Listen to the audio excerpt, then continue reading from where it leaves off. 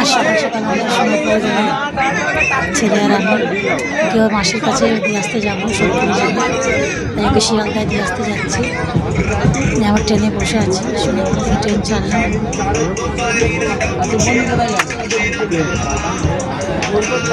ট্রেনে প্রচণ্ড ভিড়, কোনোরকম একটু বসার জায়গা পেয়েছি।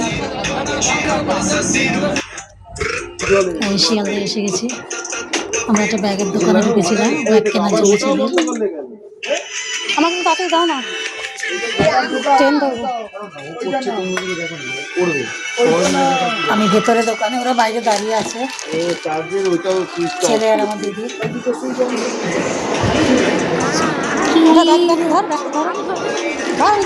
খুলবো তো, এতে নোংরা হয় না, এতে এই কালারটা নিচ্ছিস না, দাম কি এক একটা ব্যাগে 14,000 ঢুকছিস বেলগড়িয়া থেকে পুরো বলিস কথাটা।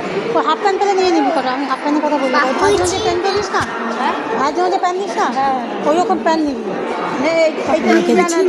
দিয়ে দিলাম আমার মাসে, একটা লাগলে দে, না লাগলে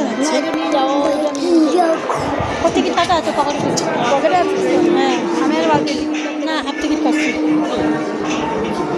ও বৃষ্টি পরে দেখি, ও একা একা বাড়িতে বোর হয়ে গেছে, বৃষ্টি পরে ছাতা আনছে দুদিনের জন্য। শনিবার দিন চলে আসবে। যে পড়তে গিয়ে চারটা একটা ভেঙে গেছে, কিছু খাবি, কিছু খেয়ে নেবে? হ্যাঁ, এটা আমার দিদি, এই যে ছেলে দাঁড়িয়ে আছে। এটা ধরে না আমার সাউথ থেকে ওরা ঘুরতে যাবে। আসো বাবা, ভালো থাকো, কিছু করবো না, তুই চলে যা। হ্যাঁ, ট্রেনের সামনের দিকে বাবা, টাটা।